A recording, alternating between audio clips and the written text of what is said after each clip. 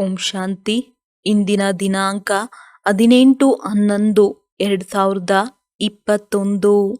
ಮಧುರ ಮಕ್ಕಳೇ, ಈ ಗುರಿಯು ಬಹಳ ಉನ್ನತವಾಗಿದೆ. ಆದ್ದರಿಂದ ತಮ್ಮ ಸಮಯವನ್ನು ವ್ಯರ್ಥ ಮಾಡದೆ ಸತೋಪ್ರಧಾನರಾಗುವ ಪುರುಷಾರ್ಥ ಮಾಡಿರಿ. ಪ್ರಶ್ನೆ: ಮಕ್ಕಳ ಏರುವ ಕಲೆಯು ಆಗದಿರಲು ಮುಖ್ಯ ಕಾರಣವೇನು?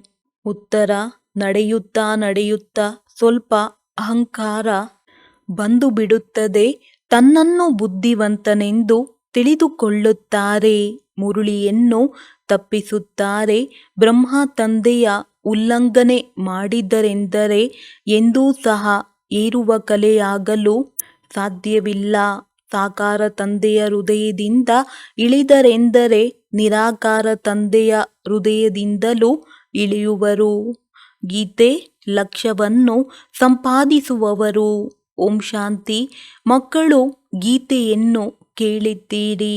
ಮಕ್ಕಳು ಹೇಳುತ್ತಾರೆ, ಯಾರಾದರೂ ನಮ್ಮನ್ನು ಸಂಶಯ ಬುದ್ಧಿಯವರನ್ನಾಗಿ ಮಾಡಲು ಏನಾದರೂ ಮಾಡಲಿ, ಆದರೆ ನಾವು ಸಂಶಯ ಬುದ್ಧಿಯವರಾಗುವುದಿಲ್ಲ. ಬಲೆ ಎಷ್ಟೇ ಉಲ್ಟಾ ಸುಲ್ಟಾ ಮಾತುಗಳನ್ನು ತಿಳಿಸಿದರೂ ಸಹ ಸಂಶಯ ಬುದ್ಧಿಯವರಾಗುವುದಿಲ್ಲ. ಶ್ರೀಮತದಂತೆ ನಡೆಯುತ್ತಾ ಇರುತ್ತೇವೆ. ತಂದೆಯು ಪ್ರತಿನಿತ್ಯವೂ ಭಿನ್ನ ಭಿನ್ನ ಮಾತುಗಳನ್ನು ತಿಳಿಸುತ್ತಾ ಇರುತ್ತಾರೆ. ಸತ್ಯಯುಗದಲ್ಲಿ 9 ಲಕ್ಷ ಜನಸಂಖ್ಯೆ ಇತ್ತು. ಅಂದ ಮೇಲೆ ಉಳಿದ ಇಷ್ಟೆಲ್ಲ ಮನುಷ್ಯರು ವಿನಾಶವಾಗುತ್ತಾರೆ. ಯಾರು ಬುದ್ಧಿವಂತರಾಗಿರುವರೋ ಅವರು ಸನ್ನೆಯಿಂದಲೇ ತಿಳಿದುಕೊಳ್ಳುವರು. ಅವಶ್ಯವಾಗಿ ಈ ಯುದ್ಧದಿಂದಲೇ ಅನೇಕ ಧರ್ಮಗಳು ವಿನಾಶವಾಗಿ ಒಂದು ದೇವಿ ದೇವತಾ ಧರ್ಮದ ಸ್ಥಾಪನೆಯಾಗುವುದು. ಯಾರು ಯೋಗ್ಯರಾಗುವರೋ ಅವರೇ ಮನುಷ್ಯರಿಂದ ದೇವತೆಯಾಗುತ್ತಾರೆ.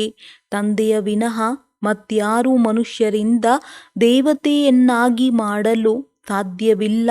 ಅಂದ ಮೇಲೆ ಮಕ್ಕಳಿಗೆ ನಾವೀಗ ಮನೆಗೆ ಹೋಗಬೇಕೆಂದು ನೆನಪಿರಬೇಕು. ಆದರೆ ಮಾಯೆಯು ಪದೇ ಪದೇ ಮರೆಸುತ್ತದೆ. ಇಲ್ಲಿಯೇ ತಂದೆಯನ್ನು ನೆನಪು ಮಾಡಿ ಸತೋಪ್ರಧಾನರಾಗಬೇಕಾಗಿದೆ. ಯಾವ ಸಮಯದಲ್ಲಾದರೂ ಯುದ್ಧವು ಹೆಚ್ಚಾಗಬಹುದು. ಇದಕ್ಕೆ ನಿಯಮವಿದೆಯೇ? ಬಹುಶಃ ದೊಡ್ಡ ಯುದ್ಧವು ನಿಲ್ಲದೇ ಇರುವಷ್ಟು ಹೆಚ್ಚಾಗಬಹುದು ಎಂಬುದನ್ನು ಹೇಳುತ್ತಾರೆ. ಎಲ್ಲರೂ ಪರಸ್ಪರ ಹೊಡೆದಾಡತೊಡಗುತ್ತಾರೆ. ಅಂದ ಮೇಲೆ ನಾವು ವಿನಾಶಕ್ಕೆ ಮೊದಲೇ ತಂದೆಯ ನೆನಪಿನಲ್ಲಿದ್ದು ತಮೋಪ್ರಧಾನರಿಂದ ಸತೋಪ್ರಧಾನರಾಗುವ ಪುರುಷಾರ್ಥವನ್ನೇಕೆ ಮಾಡಬಾರದು? ನೆನಪಿನ ಯಾತ್ರೆಯಲ್ಲಿಯೇ ಮಾಯೆಯು ವಿಘ್ನ ಹಾಕುತ್ತದೆ. ಆದ್ದರಿಂದ ತಂದೆಯು ಪ್ರತಿದಿನ ಚಾರ್ಟ್ ಬರೆಯಿರಿ ಎಂದು ಹೇಳುತ್ತಾರೆ. ಆದರೆ ಕೇವಲ 2-4 ಮಂದಿಯಷ್ಟೇ ಬರೆಯುತ್ತಾರೆ. ಉಳಿದವರಂತೂ ತಮ್ಮ ಉದ್ಯೋಗ ವ್ಯವಹಾರಗಳಲ್ಲಿಯೇ ಇಡೀ ದಿನ ಮುಳುಗಿರುತ್ತಾರೆ. ಅನೇಕ ಪ್ರಕಾರದ ವಿಘ್ನಗಳಲ್ಲಿ ಸಿಲುಕಿರುತ್ತಾರೆ. ಮಕ್ಕಳಿಗೆ ಇದಂತೂ ತಿಳಿದಿದೆ. ನಾವು ಅವಶ್ಯವಾಗಿ ಸತೋಪ್ರಧಾನರಾಗಬೇಕಾಗಿದೆ. ಅಂದ ಮೇಲೆ ಎಲ್ಲಿಯೇ ಇದ್ದರೂ ಪುರುಷಾರ್ಥ ಮಾಡಬೇಕಾಗಿದೆ. ಮನುಷ್ಯರಿಗೆ ತಿಳಿಸುವುದಕ್ಕಾಗಿ ಚಿತ್ರಗಳನ್ನು ಮಾಡಿಸುತ್ತಾ ಇರುತ್ತೇವೆ.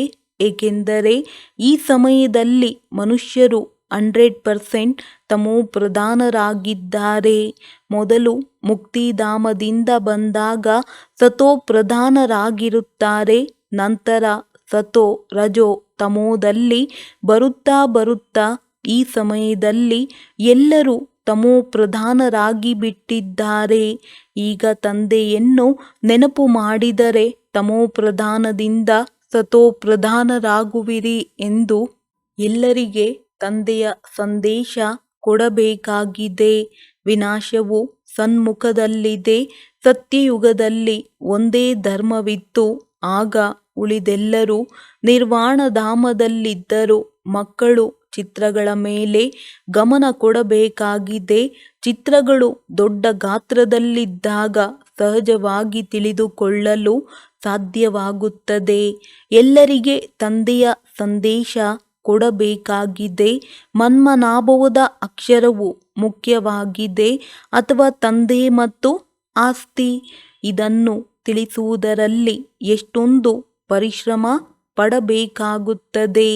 ತಿಳಿಸುವವರಲ್ಲಿಯೂ ಎಷ್ಟು ನಂಬರ್ವಾರ್ ಇದ್ದಾರೆ. ಬೇಹದ್ದಿನ ತಂದೆಯ ಜೊತೆ ಪ್ರೀತಿ ಇರಬೇಕಾಗಿದೆ. ಬುದ್ಧಿಯಲ್ಲಿ ಇದೇ ಇರಬೇಕು, ನಾವು ತಂದೆಯ ಸೇವೆ ಮಾಡುತ್ತಿದ್ದೇವೆ, ಈಶ್ವರೀಯ ಸೇವಾದಾರಿಗಳಾಗಬೇಕಾಗಿದೆ. ಅವರು ಬಲೆ ಈಶ್ವರೀಯ ಸೇವಾದಾರಿ ಎಂಬ ಪದವನ್ನು ಹೇಳುತ್ತಾರೆ, ಆದರೆ ಅರ್ಥವನ್ನು ತಿಳಿದುಕೊಂಡಿಲ್ಲ. ಈಗ ತಂದೆಯು ಮಕ್ಕಳ ಸೇವೆ ಮಾಡಲು ಬಂದಿದ್ದಾರೆ. ಎಷ್ಟು ಉತ್ತಮ ದೇವಿ ದೇವತೆಗಳನ್ನಾಗಿ ಮಾಡಲು ಬಂದಿದ್ದಾರೆ. ಇಂದು ನಾವು ಎಷ್ಟು ಕಂಗಾಲಾಗಿದ್ದೇವೆ. ಸತ್ಯಯುಗದಲ್ಲಿ ಎಷ್ಟೊಂದು ಸರ್ವಗುಣ ಸಂಪನ್ನರಾಗಿ ಬಿಡುತ್ತೇವೆ. ಇಲ್ಲಾದರೆ ಪರಸ್ಪರ ಜಗಳವಾಡುತ್ತಾ ಕಲಹ ಮಾಡುತ್ತಾ ಇರುತ್ತಾರೆ. ವಿನಾಶವಾಗಲಿದೆ ಎಂಬುದು ಯಾರಿಗೂ ತಿಳಿದಿಲ್ಲ. ಶಾಂತವಾಗಿ ಬಿಡುವುದು ಎಂದು ತಿಳಿದುಕೊಳ್ಳುತ್ತಾರೆ. ಸಂಪೂರ್ಣ ಘೋರ ಅಂಧಕಾರದಲ್ಲಿ ಮುಳುಗಿದ್ದಾರೆ. ಈಗ ಅವರಿಗೆ ತಿಳಿಸುವವರು ಬೇಕಾಗಿದೆ. ವಿದೇಶದಲ್ಲಿಯೂ ಈ ಜ್ಞಾನವನ್ನು ತಿಳಿಸಬಹುದು. ಒಂದೇ ಮಾತನ್ನು ಸಭೆಯಲ್ಲಿ ಕುಳಿತು ತಿಳಿಸಿರಿ. ಈಗ ಕಲಿಯುಗದಲ್ಲಿ 600 ಕೋಟಿಗಿಂತಲೂ ಅಧಿಕ ಜನಸಂಖ್ಯೆ ಇದೆ. ಸತ್ಯಯುಗದಲ್ಲಿ ಕೇವಲ 9 ಲಕ್ಷವಿರುತ್ತದೆ. ಇದರಿಂದಲೇ ಸಿದ್ಧವಾಗುತ್ತದೆ. ವಿನಾಶವು ಅವಶ್ಯವಾಗಿ ಆಗುವುದು. ಮಹಾಭಾರಿ ಯುದ್ಧವು ಪ್ರಸಿದ್ಧವಾಗಿದೆ. ಪರಮಾತ್ಮನು ಇಲ್ಲಿದ್ದಾರೆ. ಅವರೇ ಬ್ರಹ್ಮರವರ ಮೂಲಕ ಸ್ವರ್ಗದ ಸ್ಥಾಪನೆ ಮಾಡಿಸುತ್ತಿದ್ದಾರೆ. ಶಂಕರನ ಮೂಲಕ ಕಲಿಯುಗದ ವಿನಾಶವು ಆಗಬೇಕಾಗಿದೆ, ಏಕೆಂದರೆ ಈಗ ಸಂಗಮವಾಗಿದೆ. ಪ್ರಾಕೃತಿಕ ವಿಕೋಪಗಳಾಗುವವು. 3ನೇ ಮಹಾಯುದ್ಧವು ಅಂತಿಮ ಯುದ್ಧವೆಂದು ಹೇಳುತ್ತಾರೆ. ಅಂತಿಮ ವಿನಾಶವು ಖಂಡಿತ ಆಗಬೇಕಾಗಿದೆ. ಬೇಹದ್ದಿನ ತಂದೆಯನ್ನು ನೆನಪು ಮಾಡಿದರೆ ಮುಕ್ತಿಧಾಮದಲ್ಲಿ ಹೊರಟು ಹೋಗುವಿರಿ. ಬಲೆ ತಮ್ಮ ಧರ್ಮದಲ್ಲಿಯೇ ಇರಿ. ಆದರೂ ತಂದೆಯನ್ನು ನೆನಪು ಮಾಡಿದರೆ ತಮ್ಮ ಧರ್ಮದಲ್ಲಿ ಒಳ್ಳೆಯ ಪದವಿಯನ್ನು ಪಡೆಯಬಹುದು. ನೀವು ತಿಳಿದುಕೊಂಡಿದ್ದೀರಿ, ಬೇಹದ್ದಿನ ತಂದೆಯು ನಮಗೆ ಪ್ರಜಾಪಿತ ಬ್ರಹ್ಮರವರ ತನುವಿನ ಮೂಲಕ ಜ್ಞಾನವನ್ನು ತಿಳಿಸುತ್ತಿದ್ದಾರೆ. ನಾವು ಮತ್ತೆ ಅನ್ಯರಿಗೂ ತಿಳಿಸಬೇಕಾಗಿದೆ. ಮನೆಯೇ ಮೊದಲ ಪಾಠಶಾಲೆ. ನೆರೆ ಹೊರೆಯವರೆಲ್ಲರಿಗೂ ಸಂದೇಶ ಕೊಡಬೇಕಾಗಿದೆ. ಅನ್ಯ ಧರ್ಮದವರಿಗೂ ಸಹ ತಂದೆಯ ಪರಿಚಯ ಕೊಡಬೇಕಾಗಿದೆ. ವಿದೇಶದವರಿಗೆ, ರಾಜರಿಗೂ ಸಹ ಜ್ಞಾನವನ್ನು ಕೊಡಬೇಕಾಗಿದೆ. ಅದಕ್ಕಾಗಿ ತಯಾರಿ ಮಾಡಬೇಕು. ತಂದೆಯು ತಿಳಿಸುತ್ತಾರೆ, ತ್ರಿಮೂರ್ತಿ, ಗೋಲ, ಕಲ್ಪವೃಕ್ಷ ಯಾವ ಮುಖ್ಯ ಚಿತ್ರಗಳಿವೆಯೋ ಅದನ್ನು ಬಟ್ಟೆಯ ಮೇಲೆ ಮುದ್ರಿಸಿ ನೀವು ವಿದೇಶಕ್ಕೂ ತೆಗೆದುಕೊಂಡು ಹೋಗಬಹುದು. ಬಲೆ ದೊಡ್ಡ ಗಾತ್ರದಲ್ಲಿ ಸಾಧ್ಯವಾಗದಿದ್ದರೆ ಚಿಕ್ಕ ಗಾತ್ರದ 2 ಬಟ್ಟೆಗಳ ಮೇಲೆ ಮಾಡಿಸಿ. ಈ ಇಡೀ ಜ್ಞಾನದ ತ್ರಿಮೂರ್ತಿ, ಕಲ್ಪವೃಕ್ಷ, ಗೋಲಾದ ಚಿತ್ರದಲ್ಲಿದೆ. ಏಣಿಯ ಜ್ಞಾನವೂ ಸಹ ಗೋಲಾದಲ್ಲಿ ಬಂದು ಬಿಡುತ್ತದೆ. ಏಣಿಯ ಚಿತ್ರದಲ್ಲಿ ಹೇಗೆ 84 ಜನ್ಮಗಳನ್ನು ತೆಗೆದುಕೊಳ್ಳಲಾಗುತ್ತದೆ ಎಂಬುದನ್ನು ವಿವರವಾಗಿ ಮಾಡಿಸಲಾಗಿದೆ. ಚಕ್ರದಲ್ಲಿ ಎಲ್ಲ ಧರ್ಮದವರದ್ದು ಬಂದು ಬಿಡುತ್ತದೆ. ಏಣಿಯ ಚಿತ್ರದಲ್ಲಿ ಹೇಗೆ ಸತೋಪ್ರಧಾನರೇ ನಂತರ ಸತೋ ರಜೋ ತಮೋದಲ್ಲಿ ಬರುತ್ತಾರೆ, ಕೆಳಗಿಳಿಯುತ್ತಾರೆ ಎಂಬುದನ್ನು ತೋರಿಸುತ್ತಾರೆ. ಈಗ ತಂದೆಯು ತಿಳಿಸುತ್ತಾರೆ, ನನ್ನೊಬ್ಬನನ್ನೇ ನೆನಪು ಮಾಡಿ. ತಂದೆಗೆ ಇಡೀ ದಿನ ವಿಚಾರವು ನಡೆಯುತ್ತಿರುತ್ತದೆ. ಆದ್ದರಿಂದ ಯಾರಾದರೂ ದೊಡ್ಡದಾದ ಹೊಸ ಮನೆಯನ್ನು ಕಟ್ಟಿಸಿದರೆ ಅದರಲ್ಲಿ ಗೋಡೆಯು ಇಷ್ಟು ದೊಡ್ಡದಾಗಿರಲಿ ಅದರ ಮೇಲೆ 6 ಅಡಿ ಗಾತ್ರದ ಚಿತ್ರವನ್ನು ಮಾಡಿಸುವಂತಿರಬೇಕು. 12 ಅಡಿಯ ಗೋಡೆ ಇರಲಿ. ಈ ಸಮಯದಲ್ಲಿ ಭಾಷೆಗಳು ಬಹಳಷ್ಟಿವೆ. ಎಲ್ಲ ಧರ್ಮದವರಿಗೆ ತಿಳಿಸಬೇಕೆಂದರೆ ಎಷ್ಟೊಂದು ಭಾಷೆಗಳಲ್ಲಿ ತಿಳಿಸಬೇಕಾಗುತ್ತದೆ. ಇಷ್ಟು ವಿಶಾಲ ಭಾವನೆಯಿಂದ ಯುಕ್ತಿಯನ್ನು ರಚಿಸಬೇಕು. ಸರ್ವೀಸಿನ ಉಮಂಗವಿರಲಿ. ಖರ್ಚಂತೂ ಮಾಡಲೇಬೇಕಾಗಿದೆ. ಬಾಕಿ ನೀವು ಯಾರಿಂದಲೂ ಭಿಕ್ಷೆ ಬೇಡುವ ಅವಶ್ಯಕತೆ ಇಲ್ಲ. ಭಂಡಾರವು ತಾನಾಗಿಯೇ ತುಂಬುವುದು ಡ್ರಾಮಾದಲ್ಲಿ ನಿಗದಿತವಾಗಿದೆ. ಮಕ್ಕಳು ಕೇವಲ ಬುದ್ಧಿಯನ್ನು ಓಡಿಸಬೇಕು. ಆದರೆ ಸ್ವಲ್ಪ ಸೇವೆಯನ್ನು ಮಾಡುತ್ತಾರೆಂದರೆ ನಾವು ಬಹಳ ಬುದ್ಧಿವಂತರಾಗಿದ್ದೇವೆಂದು ಮಕ್ಕಳಿಗೆ ನಶೆ ಏರುತ್ತದೆ. ತಂದೆಯು ಹೇಳುತ್ತಾರೆ, ರೂಪಾಯಿಯಲ್ಲಿನ 4 ಆಣೆಯಷ್ಟು ಕಲಿತಿಲ್ಲ. ಕೆಲವರು 2 ಆಣೆ, ಕೆಲವರು 1 ಆಣೆ, ಇನ್ನು ಕೆಲವರು 1 ಪೈಸೆಯಷ್ಟು ಕಲಿತಿರುವುದು ವಿರಳ. ಏನನ್ನೂ ತಿಳಿದುಕೊಂಡಿಲ್ಲ. ಮುರುಳಿಯನ್ನು ಓದುವ ಉಮಂಗವೂ ಇಲ್ಲ. ಸಾಹುಕಾರ ಪ್ರಜೆ, ಬಡ ಪ್ರಜೆ ಎಲ್ಲರೂ ಇಲ್ಲಿಯೇ ಆಗಬೇಕಾಗಿದೆ. ಕೆಲವರಂತೂ ತಂದೆಯೊಂದಿಗೆ ಪ್ರತಿಜ್ಞೆ ಮಾಡಿದ ನಂತರ ಮುಖವನ್ನು ಕಪ್ಪು ಮಾಡಿಕೊಳ್ಳುತ್ತಾರೆ. ತಂದೆಗೆ ಹೇಳುತ್ತಾರೆ, ಬಾಬಾ, ನಾವು ಸೋಲನ್ನು ಅನುಭವಿಸಿದೆವು. ತಂದೆಯು ಹೇಳುತ್ತಾರೆ, ನೀವಂತೂ ಕಾಲಾಳುಗಳಿಗೂ ಕಾಲಾಳುಗಳಾಗಿದ್ದೀರಿ. ಬಹಳ ಕನಿಷ್ಠರು. ಇಂಥವರು ಯಾವ ಪದವಿಯನ್ನು ಪಡೆಯುವರು? ಈಗ ಸೂರ್ಯವಂಶಿ ರಾಜಧಾನಿಯು ಸ್ಥಾಪನೆಯಾಗುತ್ತಿದೆ. ಯಾರಿಗೆ ತಂದೆಯ ನೆನಪಿರುತ್ತದೆಯೋ ಅವರೇ ಖುಷಿಯಲ್ಲಿ ಇರುತ್ತಾರೆ.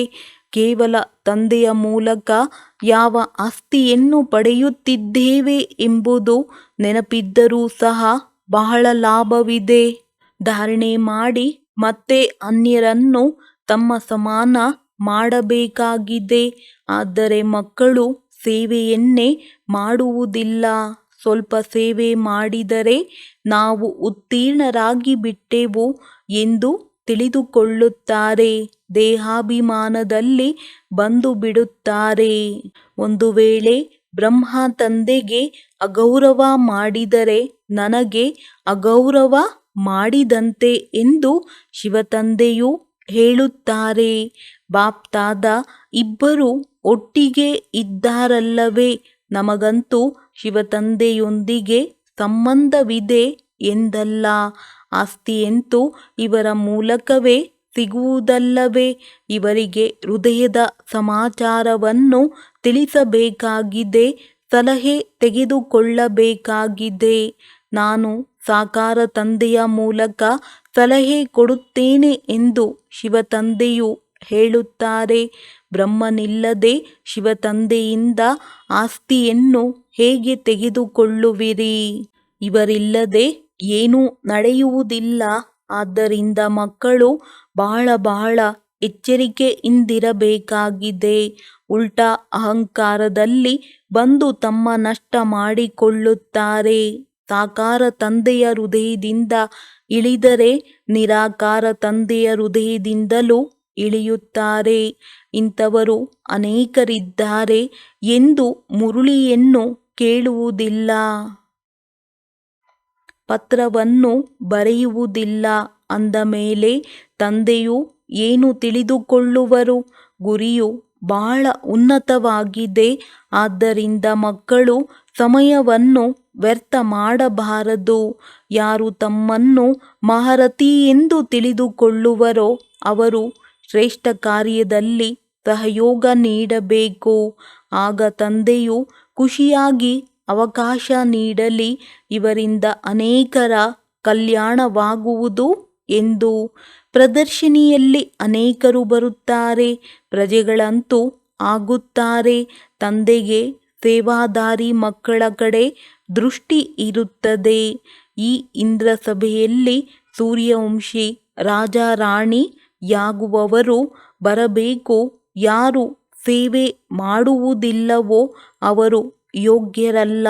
ಮುಂದೆ ಹೋದಂತೆ ಯಾರು ಯಾರು ಏನಾಗುವರು ಎಂಬುದೆಲ್ಲವೂ ಅರ್ಥವಾಗುವುದು. ಮಕ್ಕಳಿಗೆ ಬಹಳ ಬಹಳ ನಶೆ ಇರಬೇಕು.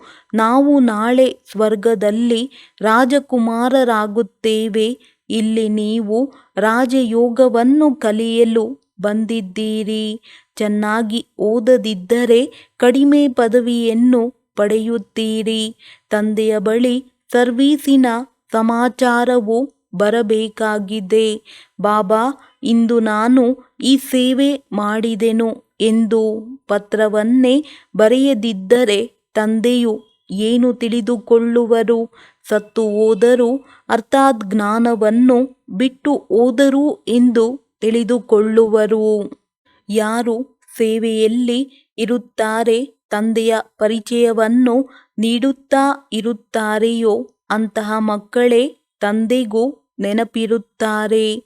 ಶಿವತಂದೆಯು ಬ್ರಹ್ಮರವರ ಮೂಲಕ ಬ್ರಹ್ಮ ಕುಮಾರ ಕುಮಾರಿಯರಿಗೆ ಆಸ್ತಿಯನ್ನು ಕೊಡುತ್ತಾರೆ. ಶಿವತಂದೆಯು ಬ್ರಹ್ಮರವರ ಮೂಲಕ ಬ್ರಾಹ್ಮಣರ ರಚನೆಯನ್ನು ರಚಿಸುತ್ತಾರೆ.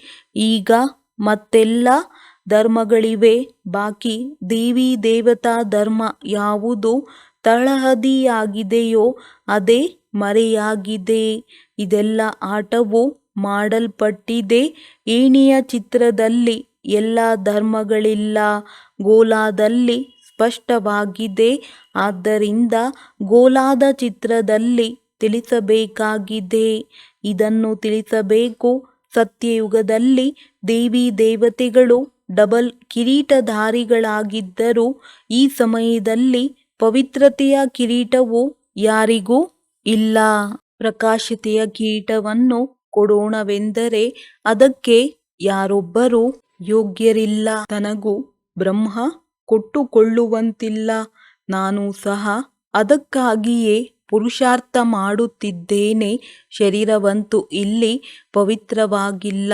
ಆತ್ಮವು ಯೋಗಬಲದಿಂದ ಪವಿತ್ರವಾಗುತ್ತಾ ಆಗುತ್ತಾ ಅಂತಿಮದಲ್ಲಿ ಪವಿತ್ರವಾಗಿ ಬಿಡುವುದು. ಕಿರೀಟವಂತೂ ಸತ್ಯಯುಗದಲ್ಲಿ ಸಿಗುವುದು. ಸತ್ಯಯುಗದಲ್ಲಿ ಡಬಲ್ ಕಿರೀಟ, ಭಕ್ತಿ ಮಾರ್ಗದಲ್ಲಿ ಸಿಂಗಲ್ ಕಿರೀಟ. ಇಲ್ಲಂತೂ ಯಾವ ಕಿರೀಟವೂ ಇಲ್ಲ. ಈಗ ನಿಮಗೆ ಕೇವಲ ಪವಿತ್ರತೆಯ ಕಿರೀಟವನ್ನು ಎಲ್ಲಿ ತೋರಿಸುವುದು? ಲೈಟನ್ನು ಎಲ್ಲಿಡುವುದು? ಜ್ಞಾನಿಗಳಂತೂ ಆಗಿದ್ದೀರಿ. ಯಾವಾಗ ಸಂಪೂರ್ಣ ಪವಿತ್ರರಾಗುತ್ತೀರೋ ಆಗ ಪವಿತ್ರತೆಯ ಪ್ರಕಾಶತೆ ಇರಬೇಕು. ಅಂದ ಮೇಲೆ ಸೂಕ್ಷ್ಮವತನದಲ್ಲಿ ಅದನ್ನು ತೋರಿಸುವುದೇ ಹೇಗೆ? ಮೊಮ್ಮಾರವರು ಸೂಕ್ಷ್ಮವತನದಲ್ಲಿ ಪವಿತ್ರ ಫರಿಷ್ಠೆಯಾಗಿದ್ದಾರಲ್ಲವೇ? ಅಲ್ಲಿ ಸಿಂಗಲ್ ಕಿರೀಟವಿದೆ. ಆದರೆ ಈಗ ಲೈಟ್ನ ಕಿರೀಟವನ್ನು ಎಲ್ಲಿ ತೋರಿಸುವುದು? ಪವಿತ್ರರಾಗುವುದೇ ಕೊನೆಯಲ್ಲಿ. ಯೋಗ ಮುದ್ರೆಯಲ್ಲಿ ಇದ್ದಾಗ ಪ್ರಕಾಶತೆಯನ್ನು ತೋರಿಸುವುದೇ. ಇಂದು ಪವಿತ್ರತೆಯ ಕಿರೀಟವನ್ನು ಕೊಟ್ಟು ನಾಳೆ ಮತ್ತೆ ಪತಿತರಾಗಿ ಬಿಟ್ಟರೆ ಕಿರೀಟವೇ ಮಾಯವಾಗಿ ಬಿಡುತ್ತದೆ. ಆದ್ದರಿಂದ ಅಂತ್ಯದಲ್ಲಿ ಕರ್ಮಾತೀತ ಸ್ಥಿತಿಯನ್ನು ಹೊಂದಿದಾಗಲೇ ಆ ಕಿರೀಟವಿರುತ್ತದೆ. ಆದರೆ ನೀವು ಸಂಪೂರ್ಣರಾಗುತ್ತಿದ್ದಂತೆಯೇ ಸೂಕ್ಷ್ಮವತನಕ್ಕೆ ಹೊರಟು ಹೋಗುತ್ತೀರಿ. ಹೇಗೆ ಬುದ್ಧನನ್ನು ಕ್ರೈಸ್ತನ್ನು ತೋರಿಸುತ್ತಾರೆ. ಮೊಟ್ಟ ಮೊದಲು ಪವಿತ್ರ ಆತ್ಮವು ಧರ್ಮ ಸ್ಥಾಪನೆ ಮಾಡಲು ಬರುತ್ತದೆ. ಅವರಿಗೆ ಪ್ರಕಾಶತೆಯನ್ನು ತೋರಿಸಬಹುದೇ ಹೊರತು ಕಿರೀಟವಲ್ಲ. ನೀವು ಸಹ ತಂದೆಯನ್ನು ನೆನಪು ಮಾಡುತ್ತಾ ಮಾಡುತ್ತಾ ಪವಿತ್ರರಾಗಿ ಬಿಡುತ್ತೀರಿ. ಸ್ವದರ್ಶನ ಚಕ್ರವನ್ನು ತಿರುಗಿಸುತ್ತಾ ತಿರುಗಿಸುತ್ತಾ ನೀವು ರಾಜ್ಯ ಪದವಿಯನ್ನು ಪಡೆಯುತ್ತೀರಿ. ಅಲ್ಲಿ ಮಂತ್ರಿಗಳಿರುವುದಿಲ್ಲ.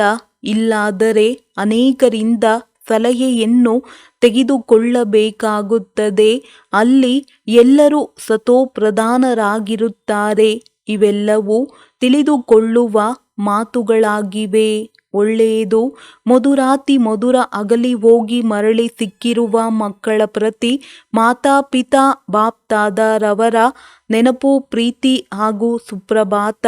ಆತ್ಮಿಕ ಮಕ್ಕಳಿಗೆ ಆತ್ಮಿಕ ತಂದೆಯ ನಮಸ್ತೆ. ಧಾರಣೆಗಾಗಿ ಮುಖ್ಯ ಸಾರ. ಬಾಪ್ ದಾದಾರವರಿಂದ ಆಫ್ರೀನ್ ತೆಗೆದುಕೊಳ್ಳಲು ತಂದೆಯ ಶ್ರೇಷ್ಠ ಕಾರ್ಯದಲ್ಲಿ ಸಂಪೂರ್ಣ ಸಹಯೋಗಿಗಳಾಗಬೇಕಾಗಿದೆ. ತಂದೆಗೆ ತಮ್ಮ ಸೇವಾ ಸಮಾಚಾರವನ್ನು ತಿಳಿಸಬೇಕಾಗಿದೆ. ದೇಹಾಭಿಮಾನದಲ್ಲಿ ಬಂದು ಎಂದು ಅಗೌರವ ಮಾಡಬಾರದು, ಉಲ್ಟಾ ನಶೆಯಲ್ಲಿ ಬರಬಾರದು, ತಮ್ಮ ಸಮಯವನ್ನು ವ್ಯರ್ಥ ಮಾಡಬಾರದು, ಸರ್ವೀಸಿನ ಯುಕ್ತಿಗಳನ್ನು ರಚಿಸಬೇಕು, ಸೇವಾದಾರಿಗಳಾಗಬೇಕಾಗಿದೆ. ವರದಾನ: ತ್ಯಾಗ ಹಾಗೂ ಸ್ನೇಹದ ಶಕ್ತಿಯ ಮೂಲಕ ಸೇವೆಯಲ್ಲಿ ಸಫಲತೆಯನ್ನು ಪ್ರಾಪ್ತಿ ಮಾಡಿಕೊಳ್ಳುವಂತಹ ಸ್ನೇಹಿ ಸಹಯೋಗಿ ಭವ. ಹೇಗೆ ಆರಂಭದಲ್ಲಿ ಜ್ಞಾನದ ಶಕ್ತಿಯು ಕಡಿಮೆ ಇತ್ತು, ಆದರೆ ತ್ಯಾಗ ಹಾಗೂ ಸ್ನೇಹದ ಆಧಾರದಿಂದ ಸಫಲತೆಯು ಸಿಕ್ಕಿತು. ಬುದ್ಧಿಯಲ್ಲಿ ಹಗಲು ರಾತ್ರಿ ಬಾಬಾ ಮತ್ತು ಯಜ್ಞದ ಕಡೆ ಲಗನ್ ಇತ್ತು. ಬಹಳ ಪ್ರೀತಿಯಿಂದ ಬಾಬಾ ಮತ್ತು ಯಜ್ಞ ಎಂಬ ಶಬ್ದವು ಹೊರಬರುತ್ತಿತ್ತು. ಇದೇ ಸ್ನೇಹವು ಎಲ್ಲರನ್ನೂ ಸಹಯೋಗದಲ್ಲಿ ಕರೆತಂದಿತು. ಇದೇ ಶಕ್ತಿಯಿಂದ ಕೇಂದ್ರವಾಯಿತು. ಸಾಕಾರನ ಸ್ನೇಹದಿಂದಲೇ ಮನ್ಮನಾಭವ ಆದೆವು. ಸಾಕಾರನ ಸ್ನೇಹವೇ ಸಹಯೋಗಿಯನ್ನಾಗಿ ಮಾಡಿತು. ಈಗಲೂ ತ್ಯಾಗ ಹಾಗೂ ಸ್ನೇಹದ ಶಕ್ತಿಯಿಂದ ಮುತ್ತಿಗೆ ಹಾಕುತ್ತೀರೆಂದರೆ ಸಫಲತೆಯು ಸಿಕ್ಕಿಬಿಡುವುದು. ಸ್ಲೋಗನ್: ಸೂಕ್ಷ್ಮ ದೇವತೆ ಆಗಬೇಕೆಂದರೆ ವ್ಯರ್ಥ ಮಾತು ಅಥವಾ ಬೇಸರ ಪಡಿಸುವ ಮಾತುಗಳಿಂದ ಮುಕ್ತರಾಗಿರಿ.